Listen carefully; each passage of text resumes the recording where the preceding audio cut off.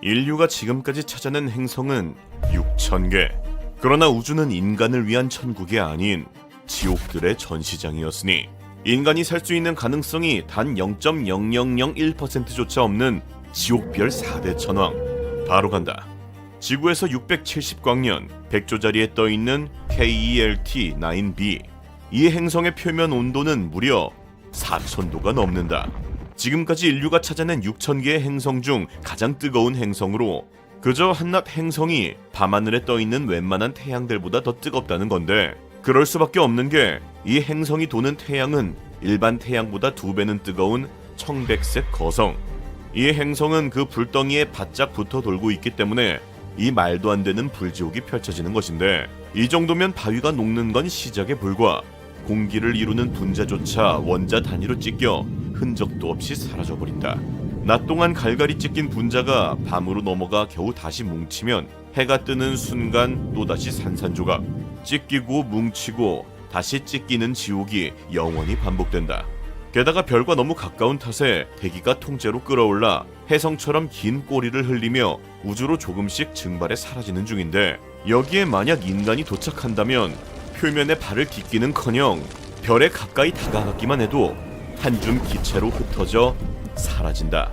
생명은커녕 우주에서 가장 단단하다는 분자조차 1초를 못 버티는 곳. 이렇게 모든 걸 태워버리는 불지옥을 지나고 나면 이번엔 하늘에서 유리가 쏟아지기 시작하는데, 지구에서 64광년 여우자리에 있는 HD 189733b. 이 행성은 지구처럼 새파랗다. 처음 발견됐을 때 과학자들조차 또 하나의 지구인 줄 알았을 정도인데, 그러나 그 파란색의 정체가 밝혀지는 순간 모두가 경악하고 말았으니 행성을 파랗게 물들인 건 바다가 아니라 대기를 가득 채운 유리 알갱이였던 것. 문제는 이 유리가 가만히 있지를 않는다는 건데, 이곳에 부는 바람은 시속 8,700km, 지구에서 가장 강한 태풍도 시속 300km 남짓인데, 그 30배에 가까운 바람이 쉬지 않고 몰아치며 그 미친 바람을 타고 유리 알갱이가 총알처럼 날아든다.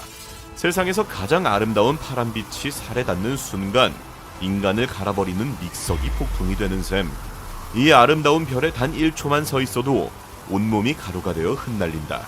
그런데 이 유리비조차 약과로 느껴질 만큼 미친 바람이 부는 별이 따로 있었으니, 지구에서 520광년 처녀자리에 떠있는 WASP-127b. 목성보다 덩치는 큰데 밀도는 역대급으로 낮아 손으로 누르면 쏙 들어갈 것 같은 솜사탕 같은 가스 행성. 애초에 발을 디딜 단단한 땅 자체가 없어 내려서는 순간 끝없이 가라앉기만 한다. 그런데 바로 이 행성에서 2025년 천문학자들이 믿기 힘든 걸 관측해내고 말았으니, 바로 행성의 적도를 휘감고 도는 초음속 제트기류. 속도가 무려 시속 33,000km다.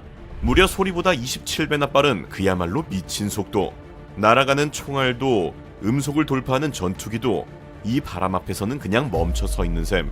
태양계에서 가장 사납다는 해왕성의 폭풍조차 여기선 18분의 1짜리 산들바람에 불과. 이 행성엔 폭풍이 멎는 날이 단 하루도 없다.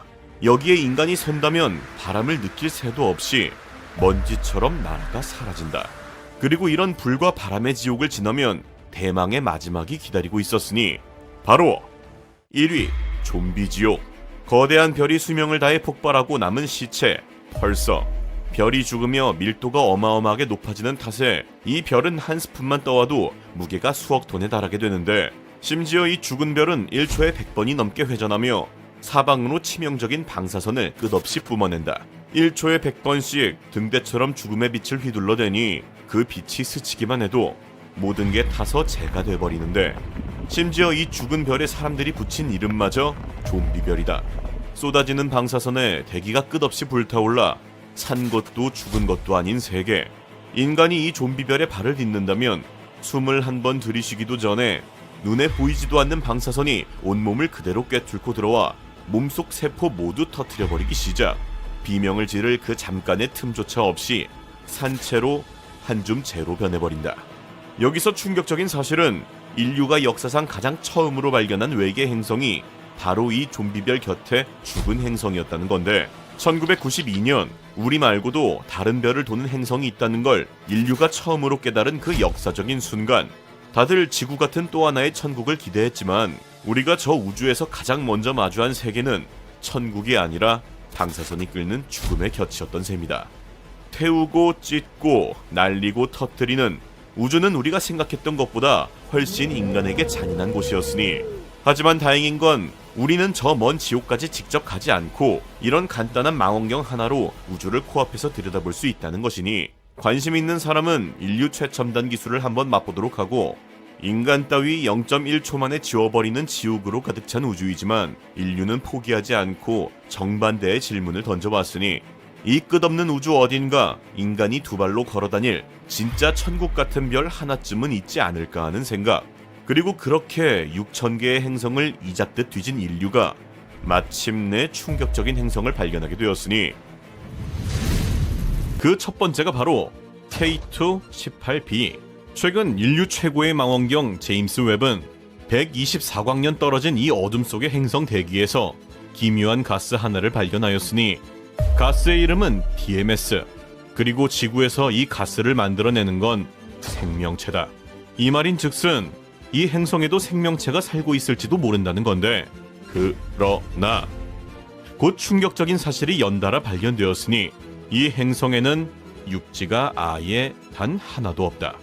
K2-18b는 표면 전체가 거대한 바다로만 덮여있고 그 위를 두꺼운 수소대기가 짓누르는 행성, 즉 인간이 떨어지는 순간 빛 한 줄기 닿지 않는 검은 바다 아래로 영원히 가라앉을 뿐이라는 것. 현재 우리의 기술로는 생존이 불가능하다. 그러나 이것은 시작에 불과할 뿐, 곧 인류가 직접 발을 디딜 수 있는 행성도 발견되었으니 그 정체는 바로 평생 단 한 번도 해를 볼 수 없는 행성 케플러 186f. 때는 2014년, 인류는 역사상 처음으로 지구와 거의 똑같은 크기에 심지어 물까지 존재할 수 있는 행성을 발견하게 된다. 말 그대로 제2의 지구를 발견한 것인데, 그러나 이 케플러 186f에는 치명적인 비밀이 하나 숨어 있었으니 바로 이 행성이 도는 태양이 적색 외성이라는 것. 이 말인 즉슨 태양이 우리 같은 노란색이 아닌 픽빛이라는 뜻이다.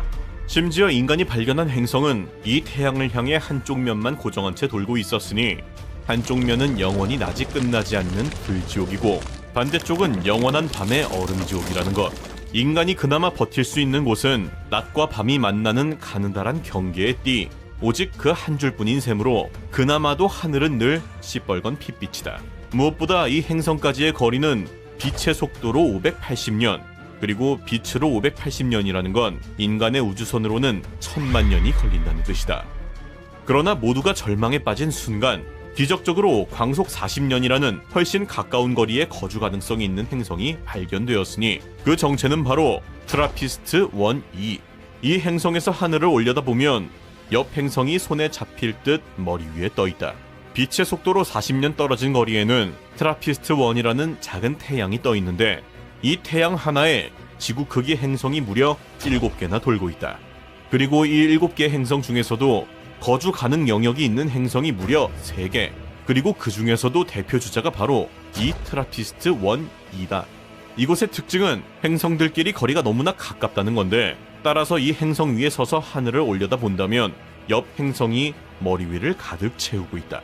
하지만 여기서 문제는 풍경이 아닌 태양이었으니 행성끼리만 가까운 게 아닌 태양에도 너무 가까이 있다는 것 때문에 이 적색 외성이 한번 폭발할 때마다 이 행성 7개에는 치명적인 방사선이 쏟아진다. 그리고 절망적이게도 현재 우리의 기술로는 이 방사선을 도저히 버텨낼 수 없다. 그런데 과학자들이 포기하려던 찰나, 이보다 훨씬 가까운 방속 12년 거리에 지구와 무려 97%가 똑같은 행성이 발견되었으니 행성 티가든 B, 지구와의 유사도 0.97. 과학자들은 행성이 지구와 얼마나 닮았는지를 크기, 온도, 표면, 조건까지 따져 0부터 1까지 점수로 매기는데 1점이면 지구와 완벽히 똑같은 쌍둥이라는 뜻으로 T가든 B가 받은 점수는 0.97로 수천 개 행성 중 역대 최고점, 사실상 지구의 복제품 수준이다. 게다가 거리도 빛 속도로 겨우 12년 반, 우주적 기준에서 보았을 때는 바로 옆에 있는 것이나 다름없는데 사실상 이 정도면 그냥 가면 되는 것 아닌가 싶은데, 그러나 문제는 이 행성에 대해 아는 게 거의 없다는 것. 이게 무슨 소리인가 싶은데 보통 행성의 정체를 읽어내려면 행성이 별 앞을 지나가는 순간에 그 별빛을 붙잡아 분석을 하는 게 기본인데, T가 든 B는 우리가 보는 방향에서 단 한 번도 별 앞을 지나가지 않는다는 것. 스스로 빛을 내뿜는 것도 아니고 도는 별마저 너무 작고 어두운 적색 외성이라 아무리 거대한 망원경을 들이대도 그저 흐릿한 어두운 점으로만 보인다는 것. 해당 행성의 정확한 환경을 확인해야 그에 맞는 우주선을 만들어서 가보던가 계획을 짤 텐데, 현재 기술로는 정체조차 알 수가 없으니 12년째 계속 입맛만 다시는 중이라고. 아무리 지구와 닮았어도 현재 갈 수 없다면 그저 그림의 떡일 뿐. 그러나 실제로 인류가 진짜로 가려고 탐사선 설계까지 끝낸 행성이 딱 하나 있었으니 그 정체는 바로 딱 20년이면 갈 수 있는 외계 행성 프록시마 B. 지금까지 인류가 발견한 외계 행성 중에서 가장 가까운 행성이다. 이 행성이 도는 프록시마 켄타우리는 우리 태양과 가장 가까운 이웃별로 다른 행성들과 달리 인류가 진짜로 가볼 수 있는 거리인데, 실제로 2016년 한 억만장자가 1,000억 원이 넘는 돈을 꺼내 기상천외한 탐사선 계획을 발표하였으니 바로 한 초소형 탐사선에 얇디 얇은 돛을 단다는 것. 그리고 지상에서 엄청난 레이저를 쏴 이 돛을 정면으로 때리는 순간 빛에 떠밀린 탐사선은 엄청난 속도로 출발하게 되고, 이 속도라면 프록시마 B까지 단 20년 만에 도착할 수 있다는 계획. 즉, 딱 20년만 기다리면 옆 태양의 행성을 두 눈으로 직접 들여다볼 수 있다는 꿈같은 기회인데, 그러나 이 행성에도 역시 잔인한 함정이 하나 숨어 있었으니, 프록시마 켄타우리는 수시로 거대한 폭발을 일으키는 난폭한 적색외성. 폭발이 한 번 터질 때마다 프록시마 B는 지구가 받는 양의 최대 10,000배에 달하는 자외선을 통째로 뒤집어 쓴다. 이 정도면 행성을 보호하는 대기가 통째로 벗겨졌을 수준으로, 대기가 사라진 행성은 낮엔 타들어가고 밤엔 얼어 죽는 죽은 바위덩어리에 불과하다. 즉, 막상 도착하면 사람이 살기는커녕 그저 밤낮으로 불지옥과 얼음지옥만 반복되는 곳일 거라는 건데, 게다가 그토록 야심찼던 스타샷 계획마저 기술 장벽에 막히며 결국 인류는 무릎을 꿇고 만다. 정말 인류가 살 수 있는 가능성을 가진 행성은 단 한 곳도 없는 것일까? 그런데 여기서 지금까지의 모든 결함을 단숨에 뒤엎어버릴 대망의 1위, 진짜 지구의 쌍둥이 행성이 딱 한 곳 남아있었으니 케플러 452b. 이 행성에 지구의 식물을 가져다 심으면 식물이 아무 문제 없이 그대로 자라난다. 이 케플러 452b는 지금까지 발견된 행성 중 거의 유일하게 우리 태양과 같은 종류의 밝고 노란 별을 돌고 있는 행성으로, 이 말인 즉슨 그 행성의 하늘에 떠오르는 햇살이 지구의 햇살과 거의 똑같다는 뜻. 심지어 이 행성의 1년 길이는 385일로 지구의 1년 365일과 거의 차이가 없는 사실상 제2의 지구다. 하지만 이 완벽해 보이는 행성에는 단 하나, 정말 딱 하나 치명적인 결함이 있었으니 바로 이 행성까지의 거리가 1400광년이다. 빛의 속도로 달려서 1400년이라는 건 인류의 우주선으로는 2000만 년, 사실상 영원히 닿을 수 없는 길이다. 6000개의 행성, 그리고 상위 0.1%의 6곳의 후보. 그러나 그 어디에도 인간이 살 가능성은 보이지 않았으니 이쯤 되자 과학자들은 저 먼 우주를 뒤지느니 차라리 코앞에 있는 우리 태양계부터 정밀 조사하기 시작하는데, 그 첫 번째가 바로 절대 존재하면 안 되는 행성, 해왕성. 기괴하고 오묘한 이 푸른빛의 행성에는 고체, 액체, 기체가 뒤섞인 거대한 메탄의 바다가 끝없이 펼쳐져 있는데, 시속 2100km의 태풍과 끝없이 몰아치는 번개, 영하 218도의 온도까지 한낱 인간 따위 이곳에 도착하는 순간 가루가 돼버린다. 지구에서 가장 먼 태양계의 마지막 행성으로 여겨지고 있는 이 해왕성은 무게만 지구, 금성, 화성, 수성을 모두 합친 것의 9배가 넘어가는 그야말로 괴물 그 자체인 행성인데, 문제는 바로 이 거대한 사이즈가 해왕성이 절대 존재하면 안 되는 이유라는 것. 원래 이 자리에 이 정도로 거대한 행성이 생성되려면 주변의 가스나 먼지 양을 봤을 때 최소 100억 년 이상의 시간이 필요한데, 문제는 태양계의 나이가 겨우 46억 살이라는 것이다. 즉, 부모가 존재하기 전에 자식이 먼저 태어나는 시간 척도 문제가 발생했다는 건데, 그러던 2005년 과학저널 네이처지에 올라온 논문 한 편이 이 기괴한 모순을 단숨에 해결하였으니 그것은 바로 해왕성이 태어난 위치. 사실 해왕성이 태어난 진짜 위치가 현재 해왕성이 있는 곳이 아닌 지금보다 태양에 가까운 토성 근처였다는 것. 토성 근처에는 가스와 먼지가 풍부하기 때문에 딱 46억 년 안에 현재 사이즈로 성장할 수 있었고, 태어난 이후 주변에 있던 목성과 토성의 거대한 중력 때문에 현재 있는 태양계의 끝자락으로 튕겨 나가버렸다는 거다. 즉 지금의 해왕성의 존재는 태어난 장소, 가스와 먼지의 양, 주변 행성 중력까지, 즉 수많은 조건 중 단 하나만 어긋났어도 존재하지 못했을 확률 게임의 최종 생존자라는 것이다. 사실 여기서 진짜 주목해야 할 것은 바로 괴물 같은 해왕성을 튕겨내버린 존재, 목성인데, 괴기스러울 정도로 거대한 행성, 목성, 수금지화 천해까지 태양계의 모든 행성의 질량을 합친 것보다 무려 2.5배가 크며 지구로는 무려 1300개를 채울 수 있는 거대한 부피를 가진 절망 그 자체. 문제는 이 거대한 사이즈에 딸려있는 97개의 수많은 위성들 역시 하나하나가 각각의 독특한 기괴함을 지니고 있다는 건데, 그 중에서도 현재 가장 많은 주목을 받고 있는 것이 바로 갈릴레오가 발견한 위성 유로파. 유로파는 현재 외계 생명체가 존재할 가능성이 가장 높게 평가받는 곳으로, 실제로 얼마 전 일론 머스크와 나사가 손을 잡고 외계 생명체를 찾기 위한 탐사선까지 띄운 상태다. 목성의 위성 중 6번째로 크기가 큰 유로파는 겉이 거대한 얼음으로 둘러싸여 있기 때문에 오랫동안 과학자들에게 그저 차가운 얼음 덩어리 정도로만 여겨져 왔는데, 그러나 2019년 겨울 나사의 고다드 우주비행센터 연구팀이 유로파 표면에서 수증기 방출 현상, 즉 얼음층 아래에 액체 바다가 존재한다는 강력한 증거를 발견하게 된다. 그리고 생명체 탄생의 필수 요소인 물이 존재한다는 것은 그 자체로 생명체의 강력한 신호가 될 수 있었는데, 심지어 유로파는 지구보다 물이 많은 해양계에서 가장 많이 물을 보유한 천체 때문에 과학자들은 유로파를 외계 생명체가 존재할 가능성이 가장 높은 후보지 중 하나로 보고 화성과 함께 오랜 기간 집중적으로 연구한다. 그러던 2020년 영국 리버풀 호프 대학의 신임 총장으로 발탁된 모니카 그레이디 박사가 전 세계를 충격에 빠뜨릴 발표를 하게 되었으니 유로파의 얼음 아래에 생명체가 있다는 것은 거의 확실합니다. 지구의 문어와 지능이 비슷한 혹은 더 높은 형태의 생명체를 발견할 가능성이 높습니다. 모니카 박사가 유로파의 바다에 생명체가 있을 것으로 이렇게까지 확신하는 이유는 크게 두 가지였으니, 첫 번째는 먼저 소금. 유로파의 바다가 그냥 물이 아닌 무려 소금바다. 생명체의 탄생 조건이 지구의 바다와 놀라울 정도로 유사한 염분으로 구성되어 있다는 것. 그리고 두 번째는 바로 열수 분출구. 염분 외에도 생명체가 살아가기 위해서는 반드시 필요한 에너지원이 필요한데, 유로파 바닷속 깊은 곳에 바로 이 에너지원인 열수 분출구가 존재할 가능성이 높다고 확신했기 때문이다.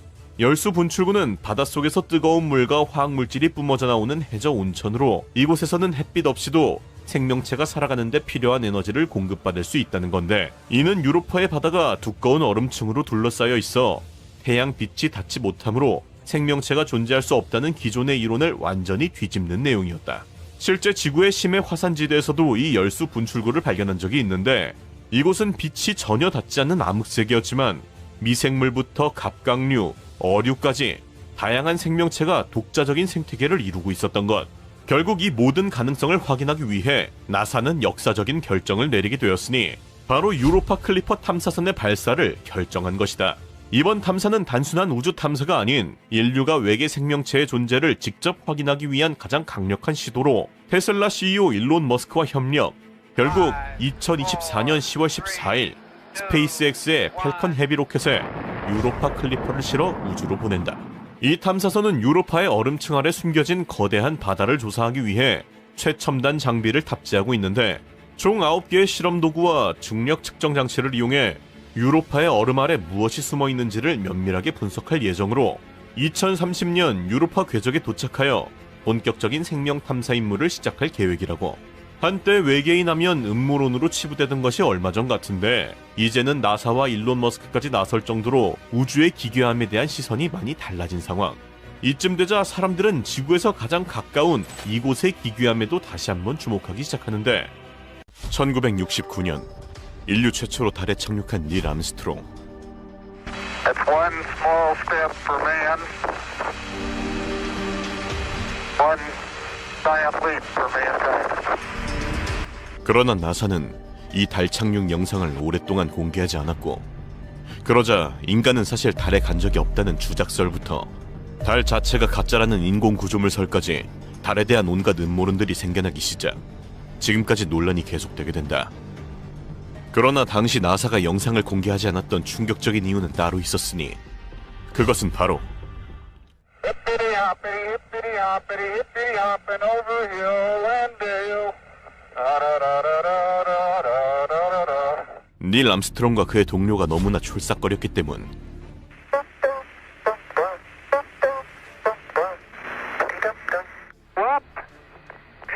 웃고 떠들며 넘어지는 모습까지. 사실 이게 정상적인 반응. 달까지 가서 겨우 발자국만 남겼을 리 없다. 그러나 그 대단한 나사가 겨우 이런 장면들 때문에 영상을 비공개하진 않았을 터. 이에 따라 달 영상을 숨긴 진짜 이유는 따로 있을 것이라는 합리적 의심이 시작되며 여러 가지 논란들이 본격적으로 증폭되기 시작한다. 그 첫 번째는 바로 사건은 아폴로 11호의 닐 암스트롱이 달에 착륙하기 2달 전 발생하게 된다. 아폴로 11호의 성공적인 달 착륙을 위해 먼저 달 주변으로 보내졌던 아폴로 10호. 그런데 이 안에 탑승해 있던 3명의 우주비행사는 달 근처에서 이상한 소리를 듣게 된다.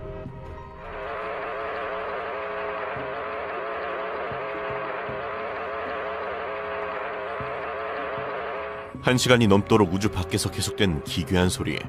원래 소리는 공기나 물 같은 어떤 매질이 있어야 전달될 수 있는데 진공 상태인 우주에서 소리가 들려온다는 것은 인간의 과학으로는 도저히 설명할 수 없는 상황. 그리고 뒤이어 닐 암스트롱과 아폴로 11호에 탑승했던 우주비행사 마이크 콜린스마저 이 기괴한 소리를 듣게 되며 이는 더 이상 단순 음모론으로 넘어갈 수 없는 상황에 이르게 된다. 대중의 혼란을 염려한 나사는 이 사실을 고의적으로 숨겼고 40년이 지난 최근에서야 이 내용이 밝혀지며 이는 결국 달에서 의도적으로 소리를 보낸 어떤 의문의 존재가 있는 것이 아닌지, 그 목적은 무엇인지까지에 대한 의문으로 이어지게 된다.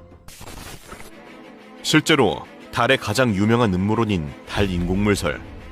먼 과거 달에 문명을 지닌 어떤 생명체들이 살았고 이들이 달의 여러 가지 형태의 건축물들을 만들었다는 것인데, 외계인의 존재 자체를 부정하던 몇 년 전과는 달리 최근 나사마저 공식적으로 외계인의 존재를 인정한 상황에서 이러한 음모론 역시 다시 논란이 거세지고 있다. 1996년 3월 21일 무려 나사의 고문으로 있었던 리처드 호글랜드는 달에 고대에 만든 인공물이 존재한다는 충격적인 내용으로 기자회견을 연다. 호글랜드는 미국의 아폴로 탐사 자체가 달에 존재하는 인공물에 대한 분석이 목적이었으며 미국 정부는 이미 분석에 성공했지만 대중들이 큰 충격을 받을 것을 우려 이를 고의적으로 은폐하고 있다고 주장하였는데, 그렇게 그가 공개한 사진 중 하나가 바로 캐슬. 해당 사진은 아폴로 임무기간 중 실제로 촬영된 것으로 캐슬이라 불리는 이 구조물은 높이가 무려 16km에 달하는 유리 재질로 만들어졌다고 한다. 지지대부터 여러 개의 기둥, 높이 솟은 첨탑까지 얼핏 보아도 성과 매우 유사한 형태로 자연적으로는 생성되기 힘든 규칙적인 구조로 이루어져 있다.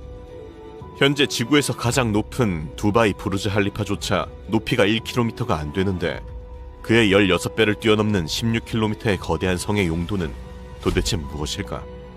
그리고 여기서 더욱 충격적인 것은 1994년 6월 미국 오하이오 주립대학에서 열린 달에 대한 강연회.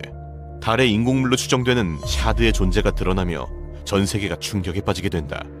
샤드는 약 2.4km 높이를 가진 볼링핀 모양의 구조물인데 하부에 비해 두꺼운 중앙부와 솟아있는 상부까지 평평한 주변 지형과 비교해봤을 때 확실히 인위적인 형태를 띠고 있는데, 일부 학자들은 해당 사진이 가스나 연기 기둥이 우연히 찍힌 것이라고 반박하기도 하였으나 기체라고 판단하기에는 너무도 명확한 그림자에 추가 조사를 진행한 결과 기체가 아닌 고체 상태의 구조물이라는 것이 사실로 드러나며 정말 머나먼 과거 달에 거주하던 어떤 고대 문명에 의해 지어진 인공물은 아닐지 더욱 의혹이 증폭되게 된다.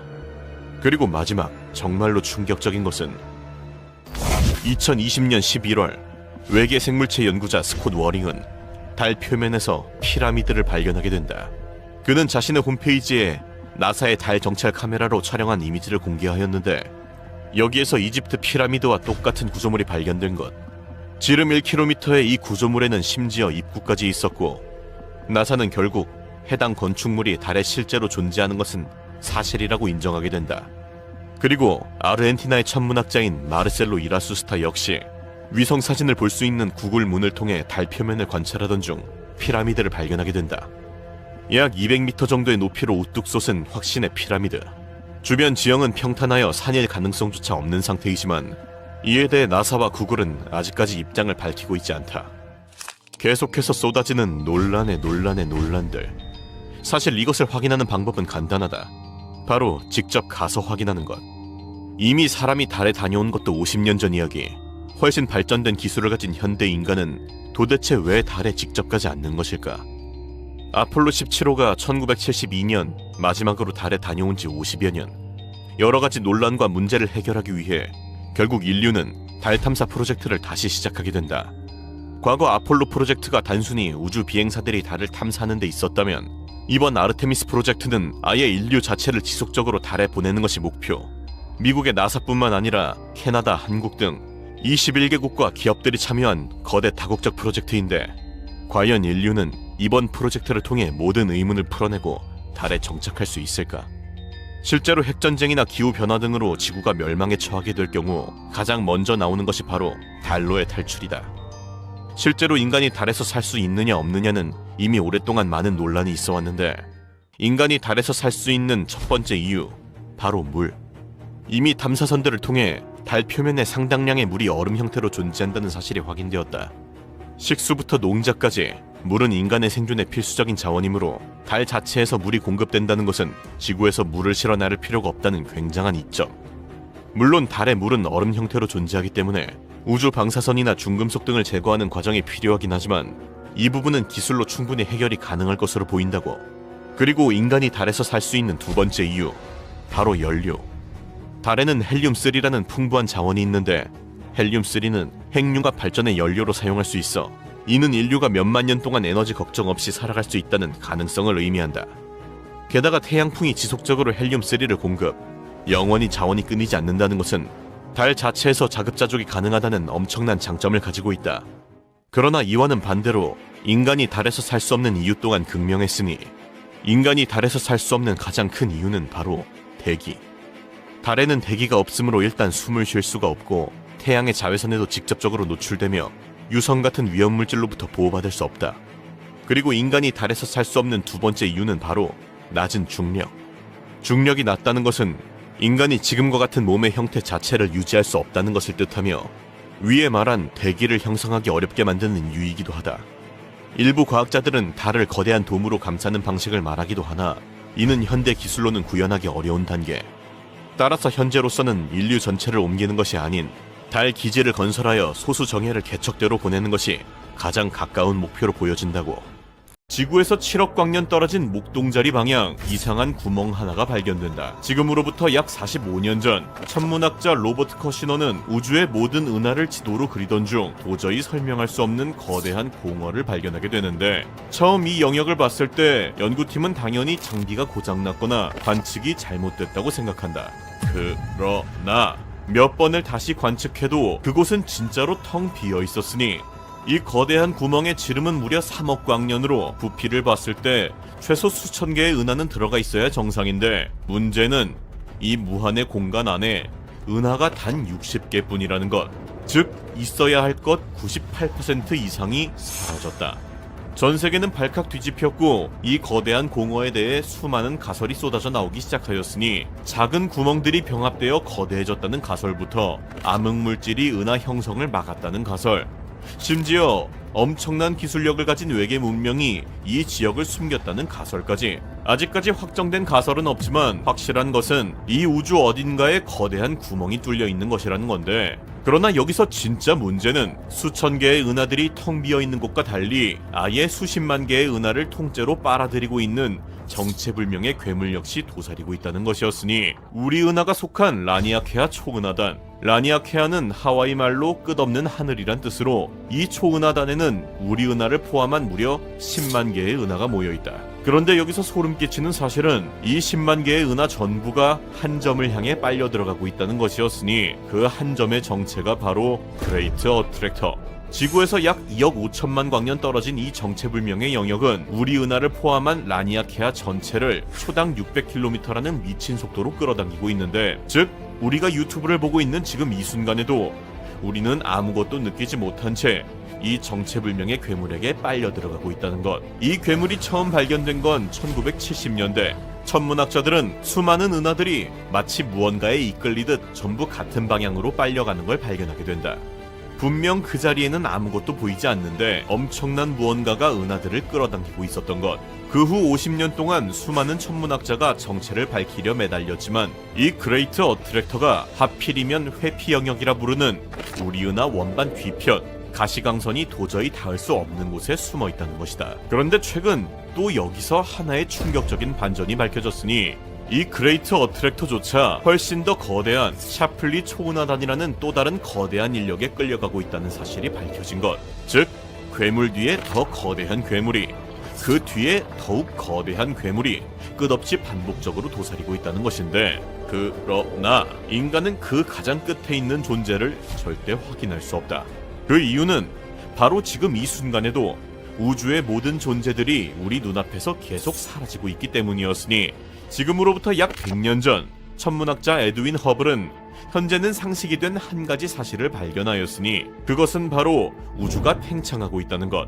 지구에서 본 모든 은하들이 전부 지구에서 멀어지고 있었고, 심지어 지구에서 먼 은하일수록 더 빨리 멀어지고 있었다. 그런데 진짜 충격적인 사실은 1998년 관찰에서 일어나게 되었으니, 바로 이 우주의 팽창 속도가 점점 더 빨라지고 있다는 것. 원래라면 빅뱅 이후 중력에 의해 우주 팽창은 느려지고 있어야 정상인데, 정반대로 시간이 갈수록 점점 더 빨리 팽창하고 있었던 것이다.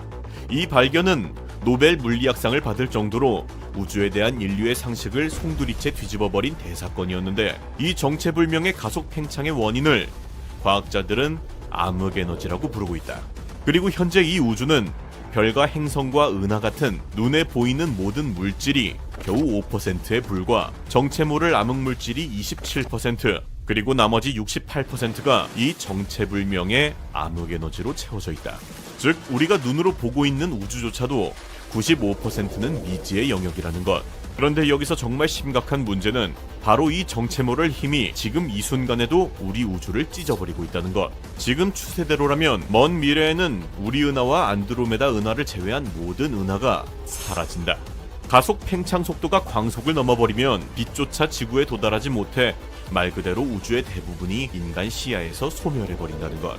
즉 머나먼 미래 어떤 문명이 밤하늘을 올려다 본다면 다른 은하라고는 단 하나도 보이지 않아 이 우주의 은하는 단 하나뿐이라고 철석같이 믿으며 우주의 진짜 모습을 영원히 알지 못하게 된다는 것. 심지어 암흑에너지의 성질에 따라서는 빅립이라는 더 끔찍한 종말이 기다릴 수도 있는데, 이건 은하도 별도 행성도 원자도 심지어 시공간 자체까지도 갈갈이 찢어져 버리는, 즉 존재했던 모든 것이 흔적조차 없이 사라지는 우주의 완전한 종말. 그리고 더 충격적인 사실은 이 모든 것들은 단 하나의 우주 안에서 벌어지고 있는 이야기일 뿐, 사실 우리 우주 밖에는 또 다른 우주가 수없이 존재할 가능성이 도사리고 있었으니 지금까지 인류가 상상해온 우주는 빅뱅에서 시작된 단 하나의 우주였다. 그러나 1980년대 물리학자 앨런 구스가 발표한 영원한 인플레이션 이론은 이 모든 상식을 뒤집어 버리게 되었으니, 이 이론에 따르면 빅뱅 직후 우주는 찰나의 순간에 먼지 한 톨이 순식간에 은하 크기로 부풀어 오를 만큼 상상조차 불가능한 속도로 급팽창했는데, 문제는 이 인플레이션이 한 번에 끝나는 게 아니라 이 우주 너머에서 지금 이 순간에도 영원히 계속되고 있다는 것. 즉 마치 펄펄 끓는 물속에서 수많은 거품이 쉴 새 없이 생겨나는 것처럼 우리 우주는 이 거대한 거품 바다 속에서 생겨난 작은 거품 하나에 불과하다는 것. 그렇다면 그 거품 바다 속에 또 다른 거품 우주들이 무한히 존재한다는 건데, 만약 단순히 많은 게 아닌 정말 무한의 확률이라면 이 거품 우주들 중에서는 지구와 똑같은 행성에서 지금 이 영상을 똑같이 보고 있는 또 다른 내가 무한히 많이 존재할 가능성이 있고, 이에 따라 전혀 다른 삶을 사는 또 다른 내가 존재할 수도 있다는 건데, 문제는 다중우주 가설은 여기서 끝이 아니라는 것. 끈 이론에 따르면 이 우주에는 우리가 인식하는 4차원 외에 7차원이 더 존재하는데, 이 추가된 차원들의 조합에 따라 물리 법칙이 전부 다른 우주들이 무려 10의 500승계, 그러니까 1 뒤에 0이 500개가 붙는 만큼의 서로 다른 우주가 존재할 수 있다는 가설까지 쏟아져 나왔으니, 심지어 우주 한 구석에서 비정상적으로 차가운 거대한 영역 콜드스팟이 발견되면서 일부 과학자들은 이것이 우리 우주가 또 다른 우주와 충돌하면서 생긴 멍자국일 수도 있다는 충격적인 가설까지 내놓았는데, 만약 이 두 우주가 정면으로 충돌한다면 그 순간 두 우주의 물리법칙이 뒤엉키면서 양쪽 우주 모두 소멸해버릴 수도 있다는 것. 만약 이 가설이 사실이라면 지금까지 우리가 우주의 끝이라고 생각해왔던 930억 광년의 거대한 우주조차 겨우 거품 한 알에 불과하고, 진짜 우주의 끝은 인간의 뇌로는 상상조차 불가능한 영역에 존재한다는 이야기다. 우주에서 가장 빠른 존재, 빛. 그리고 이 빛의 속도는 초당 30만 킬로미터. 단 1초 만에 지구를 7바퀴 반이나 돌아버리는 엄청난 속도지만, 가장 가까운 옆 동네 은하인 안드로메다까지도 빛의 속도로 250만 년이 걸린다. 그리고 현 시점 우리가 추측하고 있는 우주의 끝까지는 930억 광년이 걸리며, 심지어 이 거리마저도 계속 팽창하고 있다. 그런데 이것이 진짜 끝이 아닌 작은 소우주에 불과하다면 진짜 우주의 끝은 우리는 영원히 도달할 수 없을 것이다. 그런데 여기서 진짜 소름 끼치는 사실은, 우주 끝까지 갈 필요도 없이 지금 우리가 살고 있는 이 태양계 안에서조차 우리가 알고 있던 모든 상식을 박살내버리는 말도 안 되는 존재들이 이미 자리 잡고 있었다는 건데, 그 첫 번째가 바로 유령 행성. 지금 이 순간에도 우리 은하 깊은 어둠 속을 태양 없이 홀로 떠도는 행성이 있었으니 이름하여 떠돌이 행성. 보통 행성하면 태양 같은 밝은 별 주위를 빙글빙글 도는 모습이 일반적이지만, 이 녀석들은 자기 별이 아예 없다. 태어날 때 옆에 있던 거대한 행성이나 별의 엄청난 중력에 의해 아예 우주로 튕겨져 나가버린 버려진 자식들인데, 문제는 이 떠돌이 행성이 생각보다 훨씬 많다는 것. 현재 과학자들은 우리 은하에서만 태양 하나당 목성만한 떠돌이 행성이 최소 2개씩은 있을 거라 보고 있는데, 그렇게 추정되는 녀석들의 숫자는 무려 수천억 개. 그런데 여기서 진짜 문제는 녀석들이 보이지 않는다는 것. 다시 말해, 밤하늘에서 우리가 보는 저 밝은 별들보다 오히려 보이지 않는 떠돌이 행성이 더 많을 수도 있다는 소름 돋는 이야기. 태양이 없으니 당연히 빛도 없고, 게다가 스스로 빛을 내는 것도 아니기에 지구 코앞까지 다가와도 거의 탐지조차 안 된다. 오죽하면 이 유령 같은 행성의 무게와 거리를 처음으로 직접 재는데 성공한 게 최근 2026년에 들어서야 가능했을 정도. 만약 이런 거대한 떠돌이 행성이 소리 없이 태양계 안으로 들어올 경우, 이 녀석이 지구 옆을 지나가기만 해도 그 중력에 지구 궤도 자체가 아예 흔들려 버리는데, 그 순간 태양에서 너무 멀어지면 지구 전체가 거대한 얼음덩어리로 얼어붙고, 반대로 너무 가까워지면 순식간에 불타버린다. 심지어 운이 더 나쁘면 지구가 태양 곁에서 통째로 튕겨나가 지구마저 또 하나의 떠돌이 행성이 돼버릴 수도 있는 가능성까지. 지구는 지금까지 그저 운이 좋아서 살아남은 것뿐이다. 그런데 사실 이건 그냥 길을 잃은 행성일 뿐, 진짜 공포는 따로 있었으니, 2004년 12월 27일 평화롭던 지구의 하늘이 갑자기 요동치기 시작했다. 전 세계에서 동시에 신호가 잡히고 있습니다. 전 세계의 관측 장비가 동시에 미친 듯이 튀어오르고, 지구의 대기층이 순간적으로 밤에서 낮처럼 뒤집히더니 북극에서는 난데없는 오로라까지 번쩍였는데, 지구에 이 정도까지 타격을 준 것의 정체는 바로 지구에서 무려 5만 광년 떨어져 있는 작은 별 마그네타. 마그네타는 밀도가 엄청난 중성자별 중에서도 자기장이 극에 달한 최악의 괴물인데, 이 녀석의 자기장은 너무나 강력해서 단순히 근처를 지나가기만 해도 우리 몸을 이루는 원자 하나하나까지 모두 뒤틀려버린다. 근데 2004년 이 별이 단 0.1초 동안 표면이 쩍 하고 갈라지는 거대한 별 지진, 이른바 스타퀘이크를 일으키며 폭발했는데, 이때 뿜어져 나온 에너지는 우리 태양이 25만 년 동안 내뿜는 양보다 더 많았고, 이 신호가 너무나 강력한 나머지 지구 근처의 일부 관측 위성은 순간적으로 눈이 멀어버릴 정도였다. 빛의 속도로 무려 5만 년을 가야 하는 먼 거리에 떨어져 있는 0.1초짜리 폭발이 지구를 흔들어버린 것. 만약 마그네타가 조금 더 거리가 가까웠다면 인류의 생존은 장담할 수 없었다는 건데, 이쯤 되니 예측도 대비도 불가한 우주의 기괴함 앞에 지구가 당장 내일 갑자기 사라져도 이상하지 않겠다는 이야기까지 나오기 시작하는데, 지구에서 약 8,000광년 사수자리 방향에 마치 거대한 풍차처럼 빙글빙글 돌아가는 별 하나가 있었으니 그 이름은 바로 S스타. 일명 죽음의 별이다. 이 거대한 풍차의 정체는 볼플레이의 별이라는 수명이 거의 다 된 초거대 별. 이 녀석이 내뿜는 초속 수천 킬로미터의 폭풍 같은 바람이 주변 먼지를 휘감으면서 저 거대한 풍차 모양을 만들어낸 것. 문제는 이 별이 폭발할 때 평범한 초신성과 달리 별의 양쪽 극에서 바늘처럼 간단한 빛의 창, 감마선 폭발을 쏘아낼 수 있다는 것. 이 감마선 폭발은 단 한 번에 태양이 평생 동안 내뿜는 에너지보다 더 많은 양을 순식간에 쏟아내는 가장 강력한 폭발인데, 여기서 진짜 소름 돋는 건 이 데스스타의 자전축이 지구를 정면으로 겨누고 있다는 것. 즉, 이 데스스타가 폭발하는 순간 지구도 함께 아작날 수도 있다는 건데, 데스스타가 폭발하면 지구 오존층의 4분의 1이 순식간에 증발, 태양의 자외선이 아무 방패도 없이 지구를 그대로 구워버리면서 지구상의 생명체들을 쓸어버리게 된다. 실제로 일부 과학자들은 지금으로부터 약 4억 4천만 년 전 지구의 바다에서 생물의 60%가 한꺼번에 사라진 거대한 대멸종이 바로 이 감마선 폭발 때문일 수도 있다고 추정하고 있는데, 그런데 2025년 놀라운 반전이 일어났으니 천문학자들이 이 데스스타를 정밀 검사한 결과 다행히도 데스스타의 자전축이 지구를 아주 미세하게 살짝 비껴난 방향으로 향하고 있었던 것. 즉, 지금으로선 이 죽음의 광선이 지구를 정조준하진 않았다는 이야기인데, 그러나 여기서 진짜 문제가 하나 남아 있었으니 우주 최악의 괴물, 떠돌이 블랙홀. 모든 것을 빨아들이는 우주에서 가장 압도적인 중력의 심연인 블랙홀.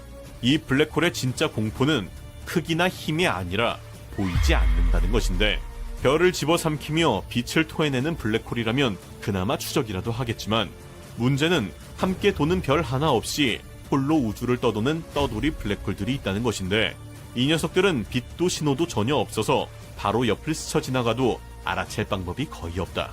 더 소름 돋는 건 이런 블랙홀이 우리 은하에만 약 1억 개, 캄캄한 어둠 속에 흩어져 있을 거라는 추정인데, 대부분 이렇게 보이지 않게 떠돌고 있다는 것.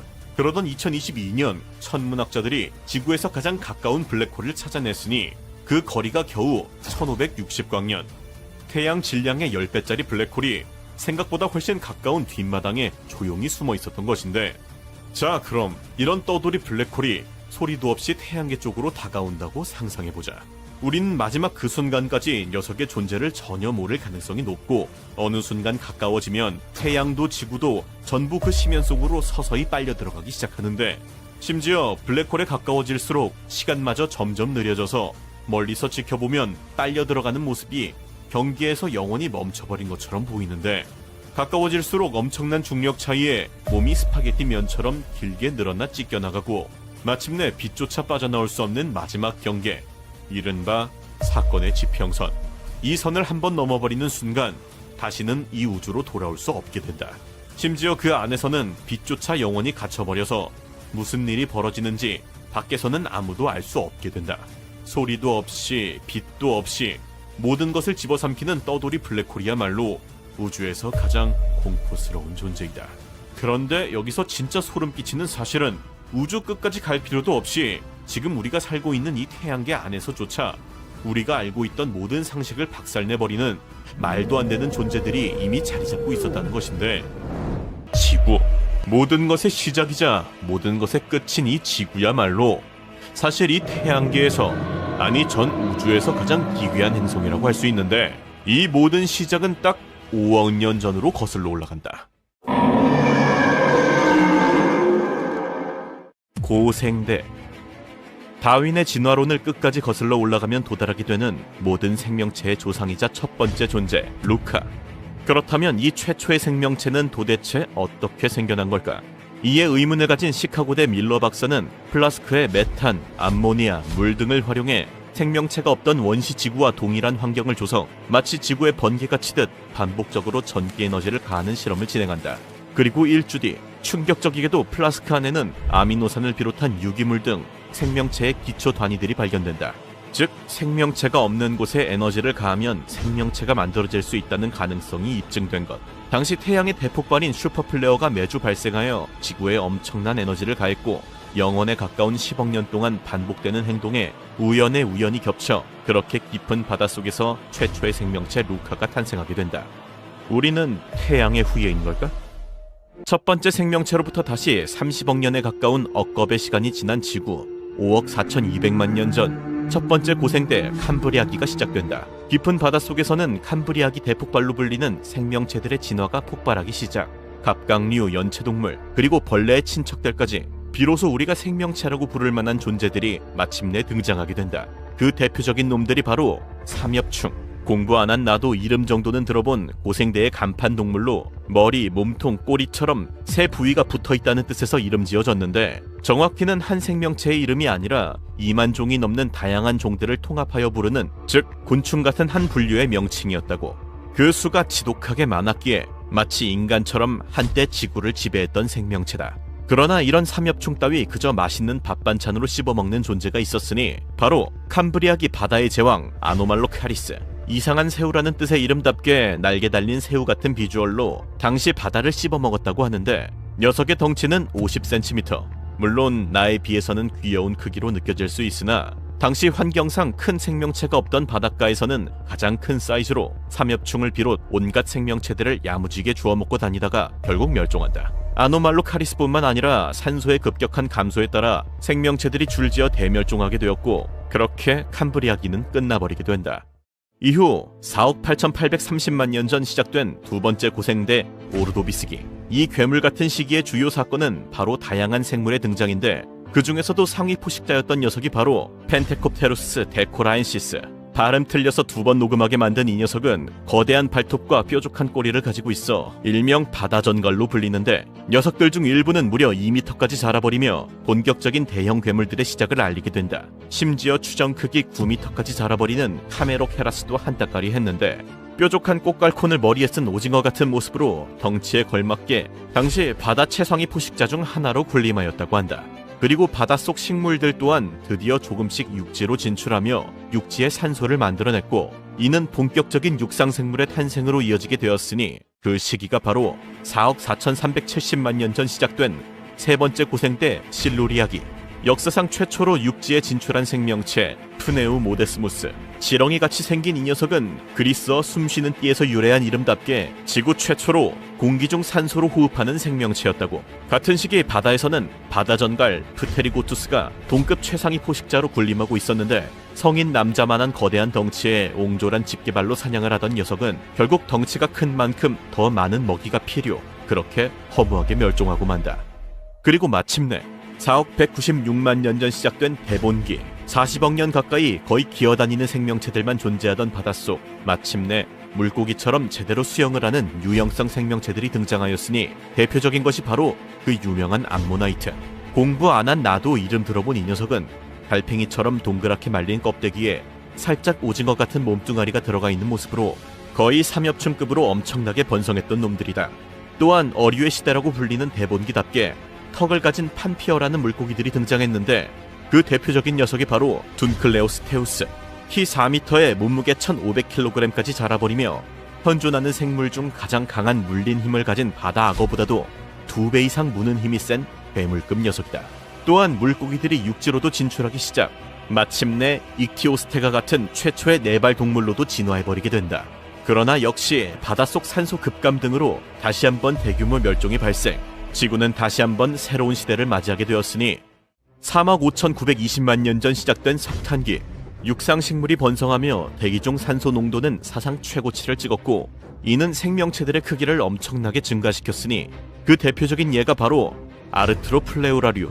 관절로 된 갈비뼈란 뜻의 이 초대형 노래기는 거의 자동차만한 덩치로 키 2.5m에 다리만 88개가 있었다고.